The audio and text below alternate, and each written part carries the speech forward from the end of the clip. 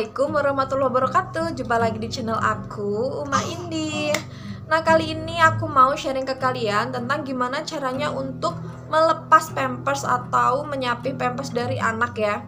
Jadi itu banyak yang nanya kan, Mbak Rufa itu belum 2 tahun udah lepas pampers. Sebenarnya kalau menurut orang tua aku itu terlalu gede ya, maksudnya udah terlambat gitu loh untuk lepas pampers. Karena kata bunda aku tuh, aku dulu belum setahun tuh udah nggak pakai pampers sama sekali. Tapi ya lebih baik terlambat daripada nggak sama sekali kan. Jadi aku mau sharing, Mbak Rufa dulu itu awalnya pakai pampers cuma malam hari aja. Maaf ya, ada suaranya adik Raya masih diasik bermain sendiri. Aku mau nunjukin apa ke kalian.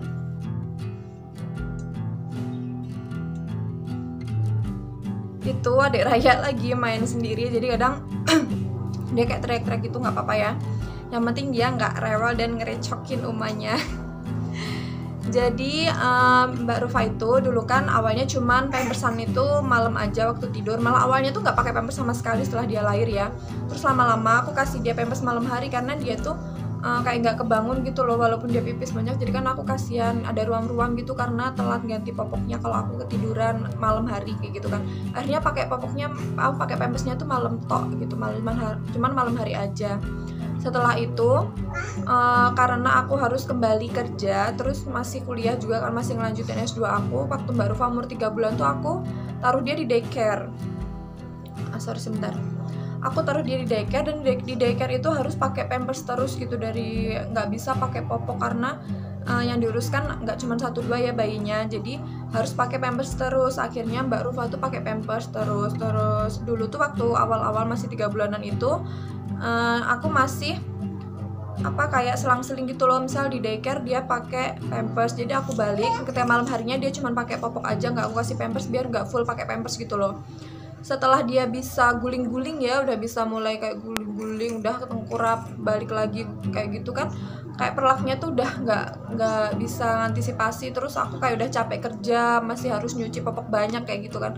Akhirnya aku tuh mutusin untuk Mbak Rufa tuh pakai pampers terus. Nah itu dia kesalahan aku ya, jadi 24 jam dia tuh pakai pampers terus, dan pampersnya tuh habisnya banyak banget.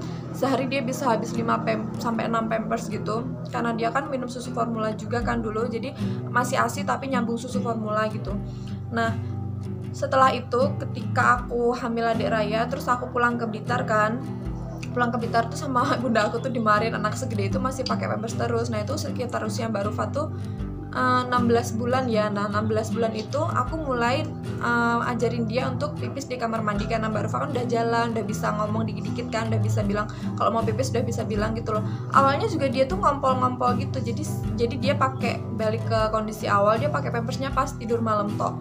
Cuman setelah mandi sore dia tuh aku pakein pampers sampai paginya kayak gitu.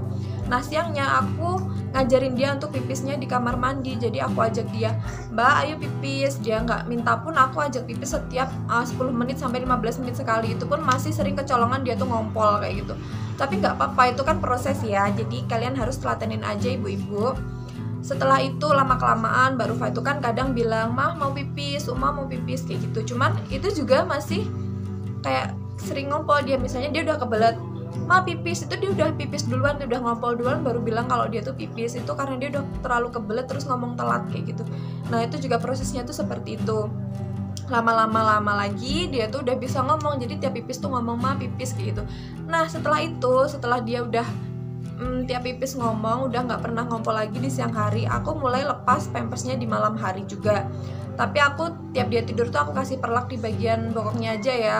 Nah, itu buat kalau dia ngompol gitu. Misalkan awal-awal dia juga masih ngompol. Setelah itu aku tuh tiap malam itu aku sempetin aku bangun, dia aku gendong ke kamar mandi untuk pipis walaupun dia nggak minta gitu ya. Jadi nggak apa-apa, anak setengah tidur itu lepas aja celananya, bawa ke kamar mandi, ajak dia pipis. Jadi nanti dia jongkok sambil agak setengah merem gitu kan, masih kayak setengah sadar gitu, nanti dia pipis kok di tengah malam itu kayak gitu, nggak apa-apa. Itu mulainya kayak gitu.